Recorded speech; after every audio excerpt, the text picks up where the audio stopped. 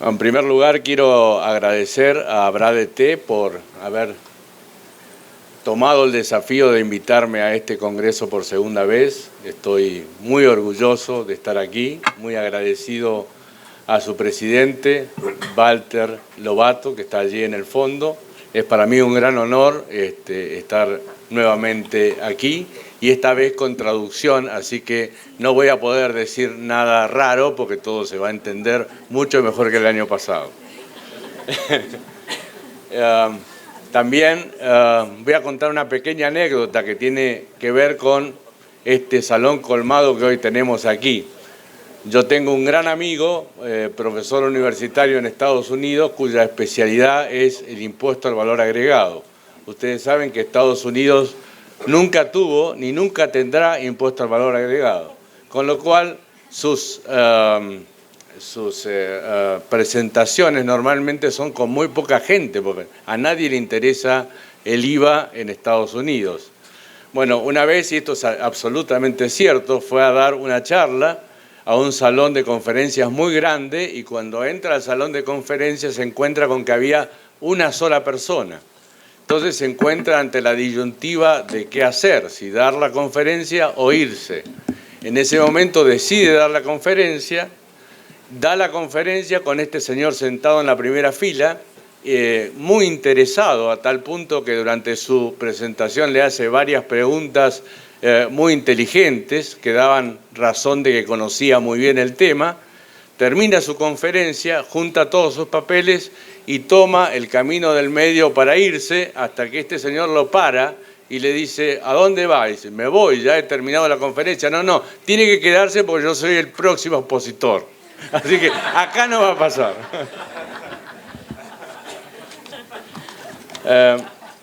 Voy a hacer algún breve comentario sobre el título. Creo que estamos aquí en presencia de algo más que la tributación de la economía digital en sí misma. En estos momentos me da la impresión de que de lo que se trata y de lo que tenemos entre manos es cómo va a ser la tributación de la ganancia empresaria por los próximos 50 años. Hasta aquí, la tributación de la ganancia empresaria estuvo, desarrollada sobre la base de paradigmas que tienen su origen en un comité de expertos que a principios del siglo XX hizo un informe para la Sociedad de las Naciones y que estableció como los dos grandes paradigmas de distribución de la potestad tributaria, la residencia y la fuente. En ese sentido, la economía digitalizada nos ha presentado un panorama absolutamente disruptivo, donde ya no es posible gravar sobre las bases de estos dos grandes paradigmas, precisamente porque, como bien dijo Alejandra, estamos en presencia de una realidad de la economía que ya no requiere de una presencia física en los países de mercado para desarrollarse. Frente a esto y frente a la definición que tuvo la acción 1 de BEPS en el año 2015 de que la solución que se encuentre tiene que ser una solución general para toda la economía y no solamente para los negocios altamente digitalizados, no cabe ninguna duda que la definición que se espera el año que viene de la OECD respecto de cómo gravar definitiva, armónica y armónicamente, uniformemente la economía digital va a ser una solución que se aplique a la ganancia empresaria en general y no solamente a la producida por los negocios altamente digitalizados. Bueno, en este slide ustedes tienen una síntesis muy apretada de todas las soluciones que se han tratado de dar en los últimos 10 años a la tributación de la economía digital, partiendo de la figura clásica del establecimiento permanente en la columna de arriba a la izquierda, que ya vamos a ver los pros y los contras que tiene, pasando por una solución del impuesto a las rentas desviadas, o el DPT, un impuesto generado en UK en el año 2015, el impuesto de igualación, que tuvo su materialización en la India en el año 2016, el impuesto sobre los servicios digitales, que ya vamos a ver que tenemos hoy una pandemia sobre toda Europa. Yo les voy a dar un panorama general y luego Andrea se va a dedicar especialmente al DST italiano. La presencia económica significativa, de la cual ya Alejandra nos dijo algo. Dos nuevas derivaciones que nacen de una nota técnica de la OSD en marzo de este año, que son la medición del valor en función de los intangibles de mercado y en función de la participación de los usuarios para los negocios altamente digitalizados, lo que yo llamo normas de fuente distorsivas, es decir, normas de fuente que se apartan del criterio tradicional de identificar la fuente de los servicios con el lugar donde las actividades se realizan, para identificarlo con la residencia de los destinatarios. Y de esto tenemos ejemplos en América Latina, sobre todo en dos países, que son Perú y Uruguay. Ya vamos a hablar de esto. Y por último, un último desarrollo que tiene que ver con la gravabilidad de la economía compartida, o el sharing economy, que es la posibilidad de aplicar en ese campo la noción de establecimiento permanente de servicio. Precisamente la última definición de establecimiento permanente de servicios que trae la versión 2017 del convenio del modelo de convenio de Naciones Unidas. La primera opción entonces es la posibilidad de aplicar a la economía digital el concepto tradicional de establecimiento permanente. Y bueno, no podemos ir muy lejos en esto. ¿Por qué? Ya lo explicó Alejandra, en el sentido de que la nueva economía no requiere de una presencia física en el lugar del mercado, y por lo tanto resulta absolutamente improbable que pueda aprenderse la renta de la economía digital a través de la exigencia de que la empresa tenga un establecimiento físico a través del cual desarrolle su actividad en el domicilio de los destinatarios, en el mercado. Es por esto que no podemos... no sé qué.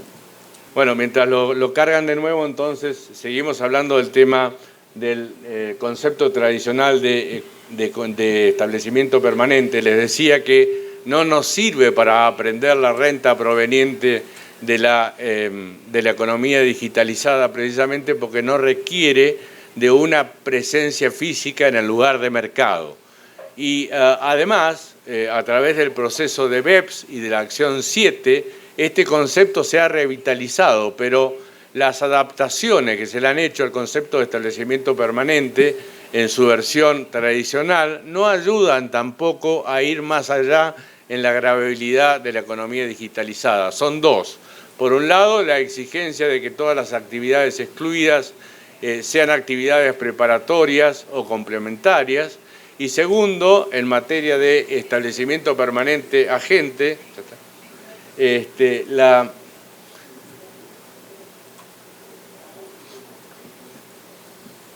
la posibilidad de considerar establecimiento permanente agente a los comisionistas que actúan en la jurisdicción de mercado. Ninguna de estas modificaciones tiene una incidencia directa sobre la economía digital.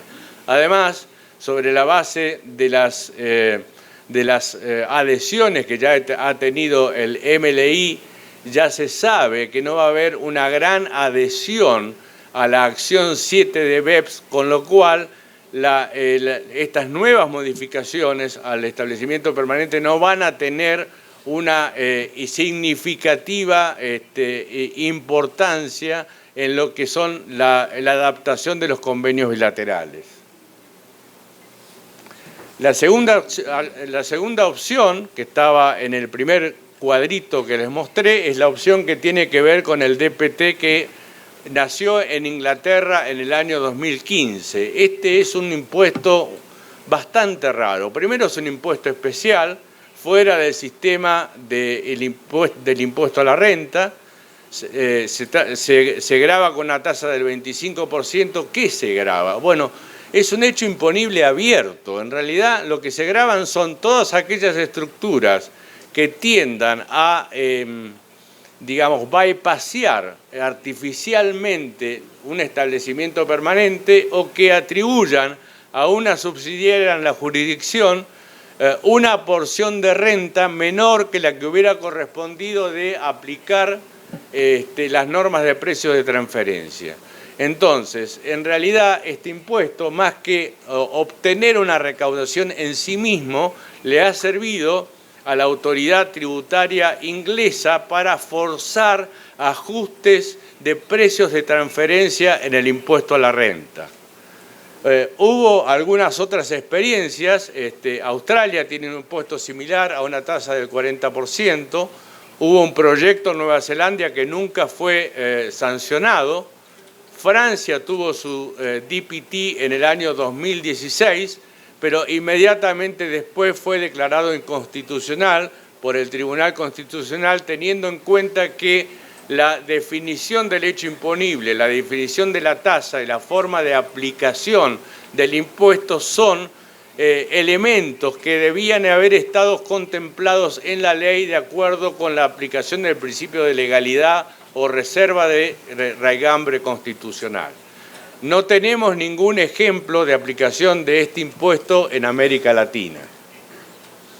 La tercera opción es el impuesto de igualación, un impuesto que nació en la India en el año 2016 para gravar los servicios de publicidad prestados a las compañías hindúes. De nuevo, es un impuesto especial, no forma parte del impuesto a la renta, grava las actividades tal como si los pagos efectuados a una compañía extranjera por servicios de publicidad por parte de un destinatario de esos servicios en la India fuera un subsedáneo de la actividad real realizada por la compañía extranjera en la India. En última instancia, es un impuesto a la renta disfrazado de un impuesto especial, pero dada la naturaleza, la pretendida naturaleza del impuesto especial, es un impuesto que no otorga crédito en el impuesto a la renta a el beneficiario de esos pagos y por lo tanto sujeto pasivo de la retención. La cuarta opción es el impuesto a los servicios digitales.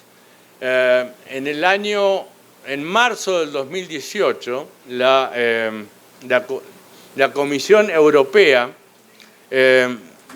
dio a conocer una iniciativa que tenía dos segmentos. Un segmento inicial, que era la aplicación de un servicio especial sobre ingresos brutos llamado Digital Service Tax o impuesto a las transacciones digitales, y un segundo segmento para ser considerado como una solución definitiva posteriormente de un impuesto fundado en la presencia económica sustantiva.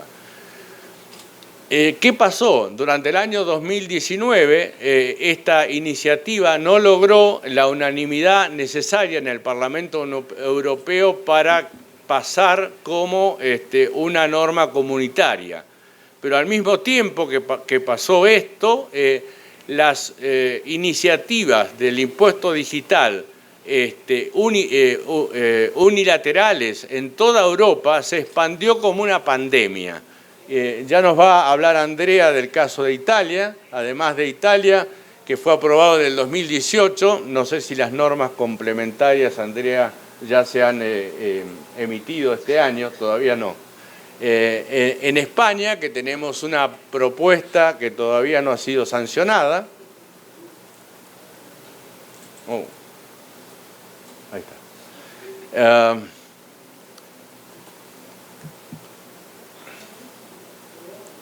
Perdón. Francia, que ya aprobó su impuesto GAFA, es decir, un impuesto con nombre y apellido, es un impuesto para Google, para Apple, para Facebook y para Amazon. Se aprobó en julio de este año. Ustedes recordarán que esto provocó una tentativa de retaliation por parte de Estados Unidos. Trump salió a decir que iba a gravar en Estados Unidos a los vinos franceses. Y bueno, y la paz llegó en la reunión del G7 en Biarritz en agosto pasado, donde Francia se comprometió a una cosa muy extraña, es decir, vamos a aplicar el nuevo impuesto que hemos sancionado, pero sí, como consecuencia de este nuevo impuesto, le cobramos a las compañías americanas más que lo que le debiéramos haber cobrado bajo la solución definitiva a la que llegue la OECD en el 2020, le vamos a devolver la diferencia. Una cosa tremenda, no sé cómo lo van a hacer. Bueno, en el Reino Unido la propuesta está para ser sancionada en el año 2020 y esta propuesta tiene una característica muy particular que es que tiene lo que se llama un sunset clause, es decir que la propuesta de ser aprobada va a estar vigente hasta el año 2025, en cuyo caso se va a rever si se deroga o si se mantiene. En Latinoamérica hubo una propuesta para aprobar un impuesto de esta naturaleza en Chile, que luego fue modificada por la actual propuesta de un impuesto al valor agregado sobre la importación de servicios digitales, y en el mes de septiembre acaba de proponerse en México un impuesto de esta naturaleza. Esta propuesta de alguna manera renueva una propuesta anterior del 2018 que tenía muchas falencias en cuanto a su diseño técnico, pero ahora parece que la cosa va en serio.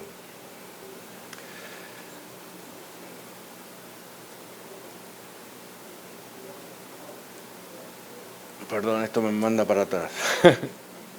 Ahí estamos. La cuarta opción es la presencia económica digital, de la que ya nos habló Alejandra. Esta propuesta proviene del informe final de la acción 1 en el año 2015 y ha perdurado hasta nuestros días. De hecho, la nota técnica de marzo del 2019 de la OECD la mantiene como una de las alternativas posibles, pero es como que la fuerza del concepto de establecimiento permanente digital va en caída. Y ya les voy a explicar, a mi juicio, cuál es la razón de por qué va en caída. De hecho, en la propuesta técnica de marzo del 2019, lo que se prevé es que este impuesto se aplique sobre la base de una fórmula que tenga en cuenta las ventas, los activos y el personal en la jurisdicción sobre las ventas, los activos y el personal en todo el mundo, es decir, una apropiación formularia para el pago del impuesto. ¿Por qué Europa ha privilegiado hasta ahora un impuesto a los servicios digitales y no una solución dentro del impuesto a la renta, que sería lo más lógico, porque es el impuesto que tiene una mayor madurez en cuanto a su existencia y reglas de armonización internacional que evitan la doble o la múltiple imposición? Bueno, yo tengo una apreciación personal al respecto, que es la siguiente. Si nos retrotraemos al año 2015, ustedes van a ver que una de las definiciones de la OECD es que la solución que se le dé a la economía digital tiene que ser la misma solución que se aplique a la economía en general. Es decir, la definición o el principio básico es: no vamos a encerrar a la economía digital con un set de normas especiales para la economía digital, sino que la vamos a aplicar a toda la economía. Este es un elemento que tenemos que tener en cuenta. El otro elemento a tener en cuenta es que Europa, por primera vez en un siglo, pasa a tener, respecto de las grandes compañías multinacionales americanas, la posición que hemos tenido siempre nosotros como países emergentes. Son los países europeos también países de mercado. Entonces, ¿qué pasa? En ese sentido, cualquier solución que se sancione en materia de impuesto a las ganancias va a tener que ser aplicado cuando Europa es país de mercado y cuando Europa es país exportador, es decir, respecto de los países, por ejemplo, en Latinoamérica, de modo tal que toda aquella recaudación que se gane en el impuesto a la renta a través de, por ejemplo, una presencia económica sustantiva, se pierde cuando BMW venda autos en América Latina. A fines del 2017 estuve con un alto funcionario de la OECD y hablando de este tema me dijo, Europa está aterrada con la posibilidad de que se modifique el paradigma en el impuesto a las ganancias para ir hacia algún tipo de tributación en destino o a un tipo de tributación fundado en una presencia económica significativa. Hoy esta presencia económica significativa ha perdido fuerza. De hecho, en las audiencias de marzo del 2019, solamente hubo una presentación por parte del International Bureau of Fiscal Documentation, es un documento firmado por Pasquale Pistone, por Betty Andrade y por João Nogueira, que sostiene que la presencia económica significativa es la solución para los países emergentes, sobre todo los países, por ejemplo, de Latinoamérica. Pero si vemos cómo está planteada hoy la discusión en la OECD, yo diría que vamos a estar más encaminados a una solución bastante más mezquina hacia los países emergentes, como pueden ser los países de América Latina. Otras experiencias unilaterales de la presencia económica significativa son Malasia, Turquía, Israel, Eslovaquia, los Emiratos Árabes y la India. Aquí están los dos hijastros, diría yo, de la presencia económica significativa que fueron creados en marzo de este año a través del Policy Note de la OECD. Uno destinado a gravar los negocios altamente digitalizados, que es la noción del user participation, y el otro es el uso de los intangibles de mercado como una forma de asignar valor al país de mercado. Primer comentario, a ninguno de nosotros en la facultad se nos enseñó qué era la creación de valor. Todos sabemos que en el ámbito internacional la división de la jurisdicción tributaria está basada en normas de conveniencia, es decir, en normas negociadas. Los únicos que han, digamos, adentrado este concepto de creación de valor en los últimos tiempos de la tributación internacional son los economistas fiscales. De allí viene toda esta nueva creación de la que no habíamos oído hablar antes. Entonces, yo he mencionado aquí abajo que Amy Roberti, que es la Head de Impuestos de Procter & Gamble, participó en un panel de la IFA en Londres hace 2 semanas atrás y al hablar precisamente de los intangibles de mercado, sostuvo que ellos habían hecho estudios y que claramente todos los intangibles de mercado son asignables a Estados Unidos. Es decir que si eso es así, la posibilidad de que aplicando una fórmula que tenga en cuenta intangibles de mercado pueda de alguna manera aumentar la jurisdicción tributaria de países como los nuestros es altamente improbable. De hecho,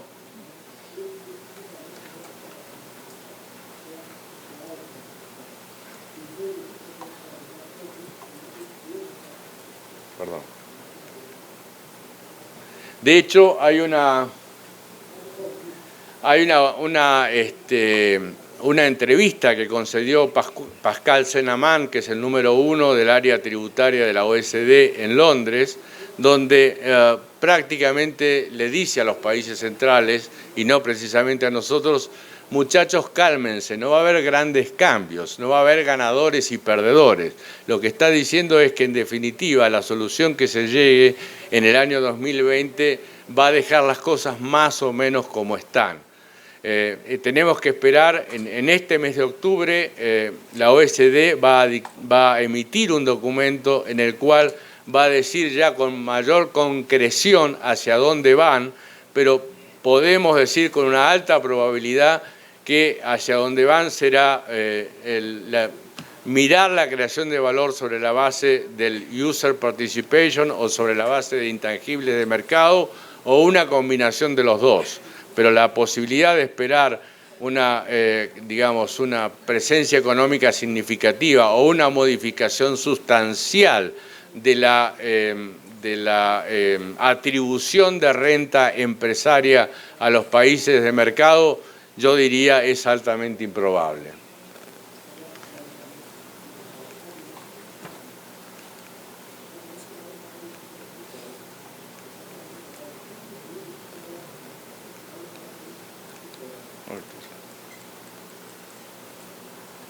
Disculpen.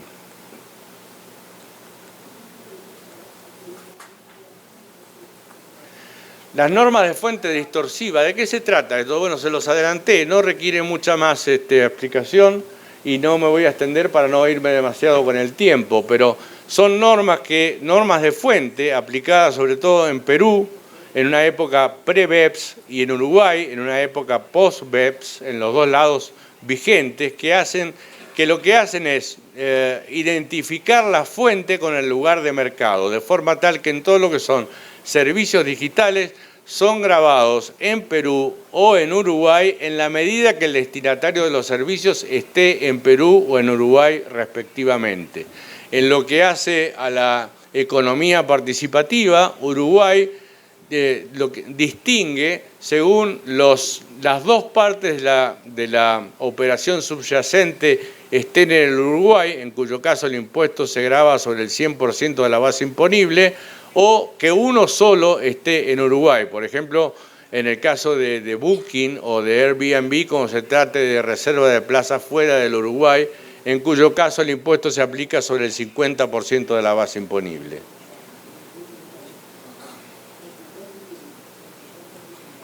Vamos a pasar esto rápido porque ya me he pasado de tiempo. Argentina tuvo un proyecto para aplicar una norma de fuente muy similar a la uruguaya o a la peruana, pero en definitiva esta norma no se aprobó en el año 2017 y Argentina está esperando una solución definitiva y uniforme de la OECD para el año que viene. Ustedes me dirán, ¿por qué Argentina espera una solución definitiva para el año que viene? Bueno, porque Argentina, tanto como Brasil, como Costa Rica, como Perú, están vistiéndose de novias porque quieren que de alguna manera la OECD la lleve al altar lo antes posible. Si no, no se entiende cómo Brasil pueda estar hablando de sus normas de precio de transferencia con la OECD, o la Argentina esperando que la OECD le diga qué hacer con la gravabilidad de la economía digital.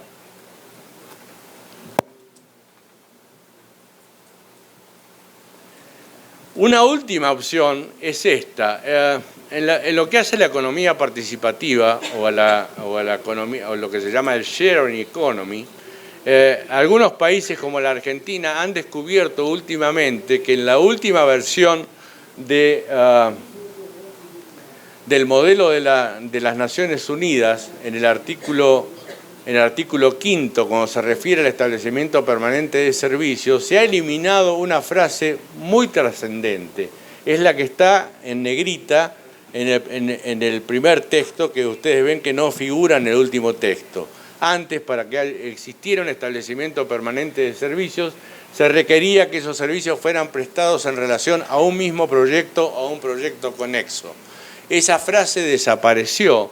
Entonces, ahora, ¿qué es lo que se está intentando en materia de economía participativa? Primero, partir de una ficción.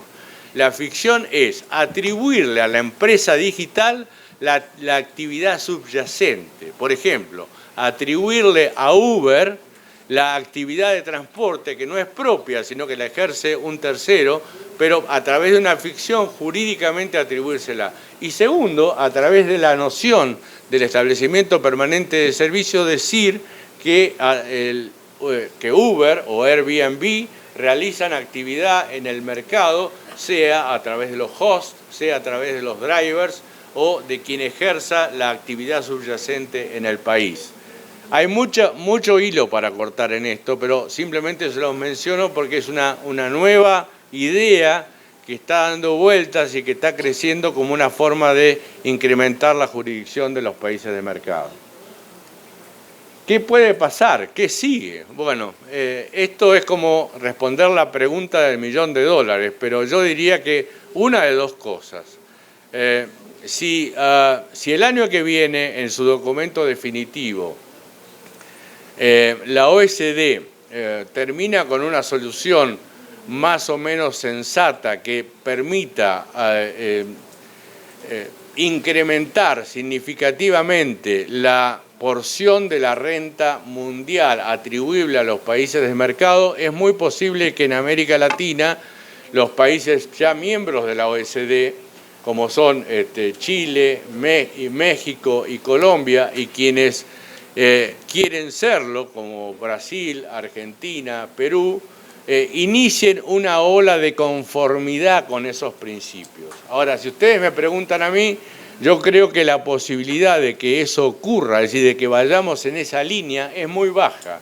Y la posibilidad de que, en definitiva, no se termine con una solución uniforme, o la solución uniforme sea estamos donde estamos y de acá no nos movemos, es decir, un cambio para no cambiar, yo creo que ahí vamos a entrar en un problema importante de unilateralismo, es decir, de soluciones disímiles de países que recurran a normas de fuente distorsiva, impuestos digitales u otro tipo de experimentos sin una coordinación global, lo cual es la peor solución posible para el desarrollo del mercado de la economía digital. Así que con esto termino, les pido 1000 disculpas por el tiempo que me he pasado, muchas gracias.